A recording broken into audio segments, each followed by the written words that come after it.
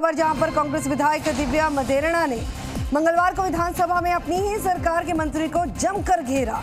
पेयजल की अनुदान मांगों पर बहस के दौरान जलदाय मंत्री डॉक्टर महेश जोशी पर निशाना साधते हुए उन्होंने कहा कि मुझे दुख के साथ कहना पड़ रहा है कि जलदाय मंत्री केवल रबर स्टैंप हैं।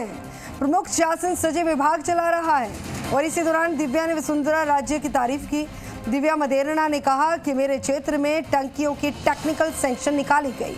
रातों रात फाइल ऐसे गोपनीय तरीके से जयपुर भेजी गई जैसे कोई बॉर्डर सिक्योरिटी से जुड़ी हुई रॉ की कोई फाइल हो।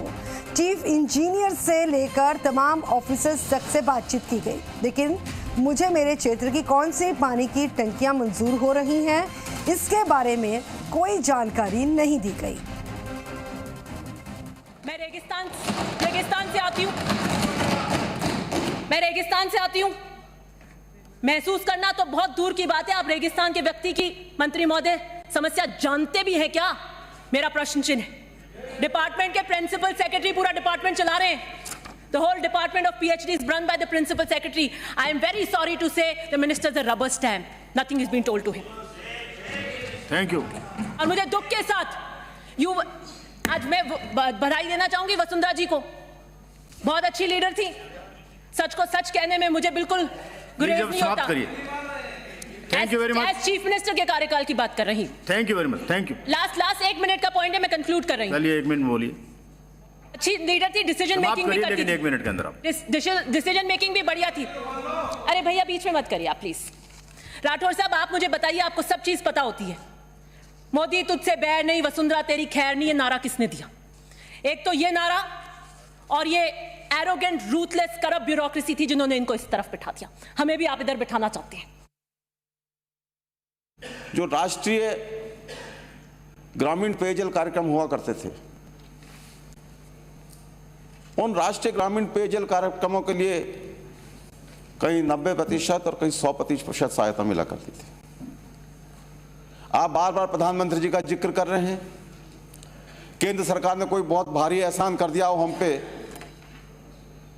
कि उस 90% 100% को घटा के पहले तो 40 और 60 और 40 किया, और अब केंद्र की योजनाओं में 50-50% का अनुपात कर दिया।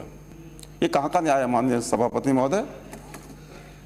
राजस्थान एक विषम भौगोलिक परिस्थिति वाला राज्य है, सब जानते हैं। बड़ा मरुस्थलियां हैं, छितराई हुई आबादी है। हमारे यहां प्रति कनेक्शन